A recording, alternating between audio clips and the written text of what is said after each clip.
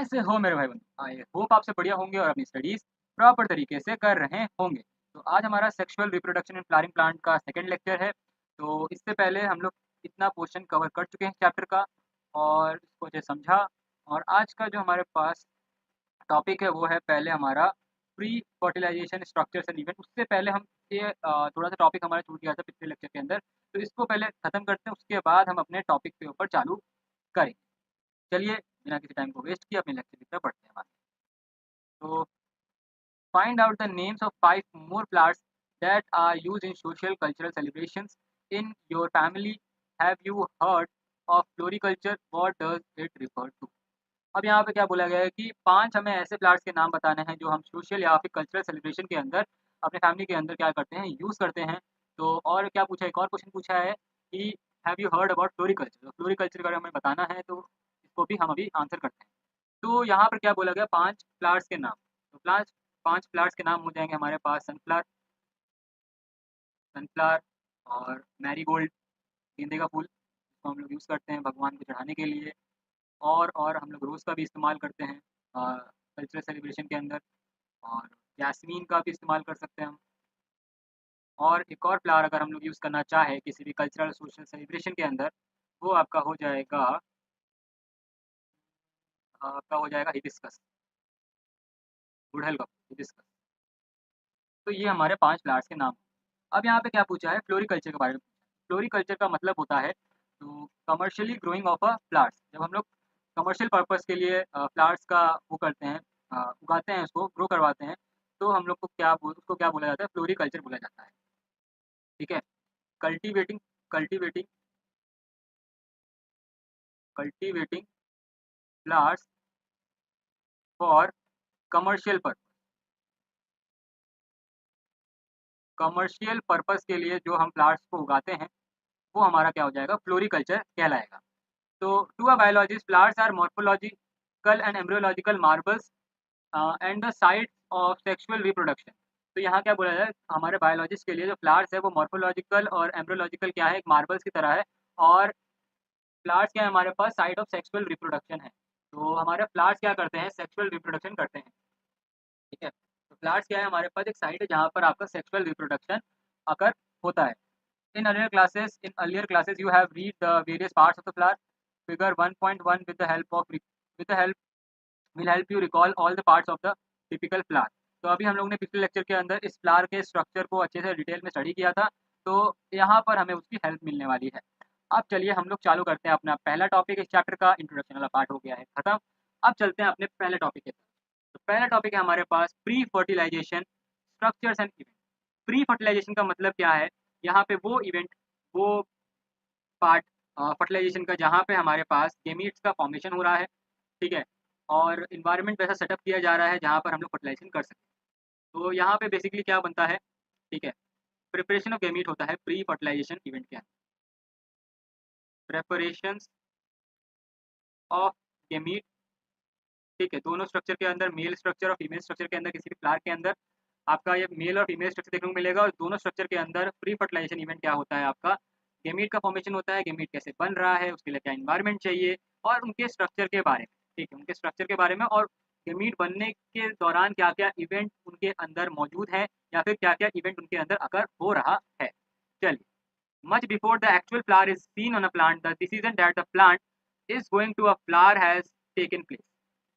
तो क्या बोल रहा है हमारा एनसीईआरटी कि एक्चुअल फ्लावर बनने से पहले किसी भी प्लांट के अंदर, तो ये डिसीजन टेक प्लेस होता है कि प्लांट के अंदर फ्लावर कैसे बनेगा। Several hormonal and structural changes is initiated which lead to the differentiation and further development of floral primordium.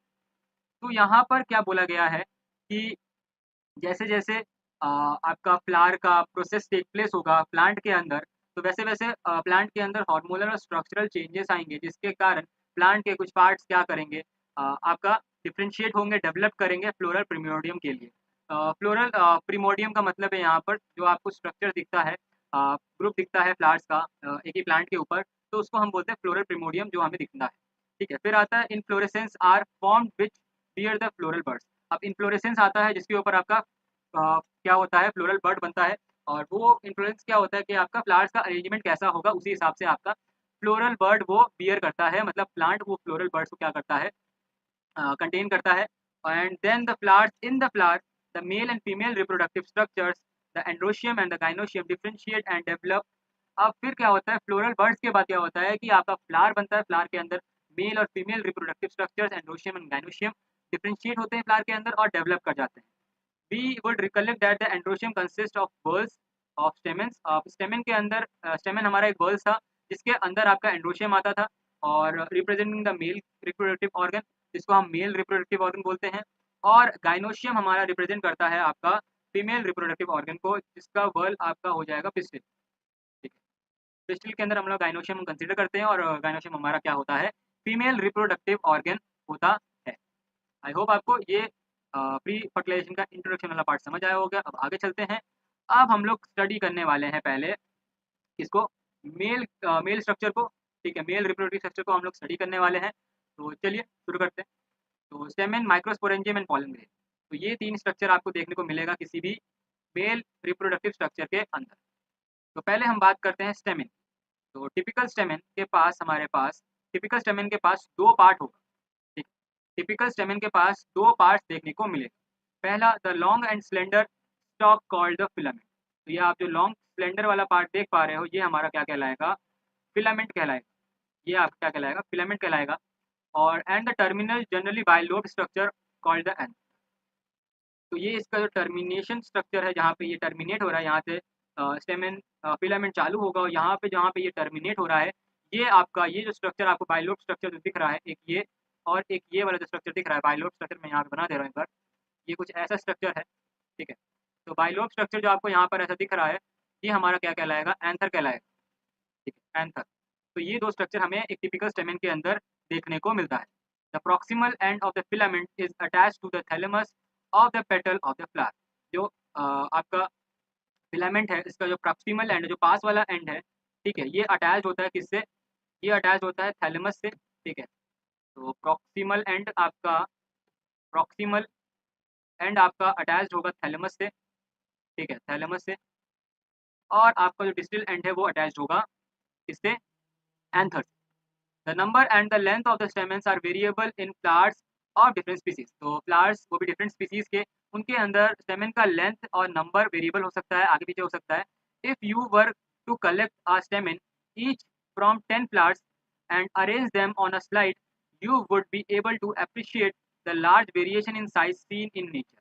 अगर आप किसी भी 10 फ्लावर्स का स्टेमेन निकाल कर उसको एक स्लाइड के ऊपर अरेंज कर देते हो, तो आपको ये जानकर अचंभा लगेगा या फिर आप बहुत चौंक जाओगे और आप अप्रिशिएट करोगे इस चीज़ को कि इन 10 फ्लावर्स के अंदर आपका साइज फिर वेरिएशन देखने को मिलेगा स्टेमेन का।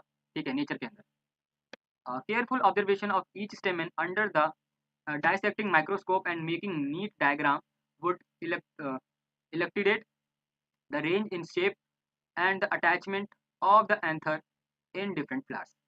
अब यहाँ पर क्या होगा, यहाँ पर अगर आप डाइसेक्ट करोगे किसको, स्टेमेन को, और उसको माइक्रोस्कोप के अंडर देखोगे, तो आपको एक नीट एंड क्लीन डायग्राम देखने को मिलेगा। ठीक है, और बहुत सारे रेंज देखने को मिलेंगे एंथर के शेप के अंदर। ठीक है, एंथर के शेप में, और डिफरेंट डिफरेंट फ्लावर्स का एंथर में शेप अलग अलग होता है। ठीक है, एंथर का शेप अलग अलग होता है डिफरेंट फ्लावर्स के अंदर। तो वहाँ पर भी आपको रेंज देखने को अच्छी खासी मिल जाएगी अलग अलग फ्लावर्स के अंदर। अब जो टिपिकल एंजियोस्पर्म का जो एंथर होता है वो आपका बाइलोट होता है, आपका ऐसा बाइलोट होता है। ठीक है, 2 लोब होंगे ऐसे, और डायथीकस। ठीक है, हर एक लोब में 2 थीकस प्रेजेंट होंगे। ठीक है, 2 सेगमेंट्स प्रेजेंट होंगे हर एक किसके अंदर, आपके लोब के अंदर। ये एक लोब हो गया जिसके अंदर ये एक थीका और ये एक थीका आपको दिखेगा। ये दूसरा लोब, यहाँ पर एक थीका और यहाँ पर एक थीका आपको देखने को मिल जाएगा। ठीक है, आगे चलते हैं। अब यहाँ पर 2 थीकास प्रेजेंट है। Often longitudinal group runs length wise separating the theca. अब जो आपका लॉन्गिट्यूडनल ग्रुप है, ठीक है, लॉन्गिट्यूडनल जो पार्ट है आपका, ठीक है, वो आपका सेपरेटली क्या कर रही है, लेंथ वाइज मूव कर रही है, लेंथ वाइज। ठीक है, लेंथ वाइज क्या हो रहा है, सेपरेटली मूव कर रहा है। यहाँ पर एक थीका, ये एक थीका, यहाँ पर एक थीका और यहाँ पर एक थीका। तो 4 थीका का अलग अलग लेंथ वाइज क्या होगा, ग्रुपिंग होगी। ठीक है, let us understand the various type of tissues and their organisation in the transverse section of anther. तो यहाँ पर एक बार ट्रांसफर सेक्शन की तरफ देखते हैं और इसके अंदर क्या-क्या हमें टिश्यूज़ और सेलुलर लेवल के ऑर्गेनाइजेशंस देखने को मिलेंगे। एक बार उसको देख लेते हैं। The bilobed nature of anther is very distinct in the transverse section of anther. The anther is four-sided tetragonal structure. तो anther का स्ट्रक्चर आपको यहाँ देख सकते हैं, चार यहाँ पर आपको स्ट्रक्चर देखने को मिल रहा है, चार थीकास देखने को मिल रहे हैं। तो ये कैसा स्ट्रक्चर हो जाएगा, ये आपका स्ट्रक्चर हो जाएगा टेट्रागोनल स्ट्रक्चर हो जाएगा। ठीक है, तो यहाँ पे स्ट्रक्चर कैसा हो जाएगा, टेट्रागोनल स्ट्रक्चर हो जाएगा, consisting of 4 microsporangia located at the corners 2 in each lobe. अब यहाँ पे क्या देखने को मिलेगा, चार आपको क्या देखने को मिलेगा, माइक्रोस्पोरेंजिया देखने को मिलेगा। ठीक है, माइक्रोस्पोरेंजिया बेसिकली क्या है, आपका बेसिकली ये माइक्रोस्पोरेंजिया जो है यही आपका मेल गैमीट आगे जाके बनेगा। ठीक है, तो चार अलग अलग कॉर्नर्स में आपको चार अलग अलग क्या देखने को मिलेगा, माइक्रोस्पोरेंजियम देखने को मिलेगा, और each microsporangium develop further become pollen sac. तो आगे जाकर यही आपके माइक्रोस्पोरेंजियम डिफ्रेंशिएट होगा, डेवलप होगा, पॉलन सैक बनाएगा, और इसी पॉलन सैक के अंदर से क्या निकलेगा, आपका पॉलन ग्रेन्स निकलेगा। ठीक है, और इसी पॉलन सैक के अंदर से आपको पॉलन ग्रेन निकलेगा। They extended longitudinally and all through the length of an anther are packed with pollen grain. तो यही आगे पॉलन सैक इसके अंदर क्या आपको देखने को मिलेगा, इसका एक्सटेंडेड पार्ट आपको देखने को मिलेगा, और ये आगे जाकर क्या बनाएगा, पॉलन ग्रेन का फॉर्मेशन करेगा, जो कि हमारा फर्दर मेल गैमीट्स बनाएगा, जो कि हमारा क्या करेगा, आगे जाकर फर्टिलाइजेशन में टेक प्लेस लेगा। ठीक है, फर्टिलाइजेशनल पार्ट में वो जाएगा और वहाँ पर फीमेल गैमीट से फर्टिलाइज होकर आगे जाकर प्रोसेस कंप्लीट करेगा और फ्लावर से फ्रूट बनेगा। तो आई होप आज का लेक्चर आपको पसंद आया होगा। तो that's it for today's lecture. और आपको ये 3 चीज़ फॉलो करना है जो मैं हर वीडियो में आपको बोलता हूँ। हमारे लेक्चर्स अगर आपको पसंद आ रहे हैं तो चैनल कर दीजिए सब्सक्राइब, क्योंकि इससे ज़्यादा अच्छा कंटेंट और कहीं नहीं मिलेगा पूरे यूट्यूब में, क्योंकि यहाँ पर हम कवर कर रहे हैं एनसीईआरटी, और आपको पता होगा कि अगर बायोलॉजी है तो एनसीईआरटी है। ठीक है, अगर बायोलॉजी है तो एनसीईआरटी ज़रूर है। ठीक है, और एनसीईआरटी इतना इंपॉर्टेंट है कि आप एनसीईआरटी को छोड़ भी नहीं सकते। तो एनसीईआरटी यहाँ पे मैं आपके साथ बैठ कवर कर रहा हूँ, तो एक लाइक तो बनता है। ठीक है, और शेयर कर दीजिएगा अपने दोस्तों तक। तो मिलते हैं आपको नेक्स्ट वीडियो में, तब तक के लिए बाय।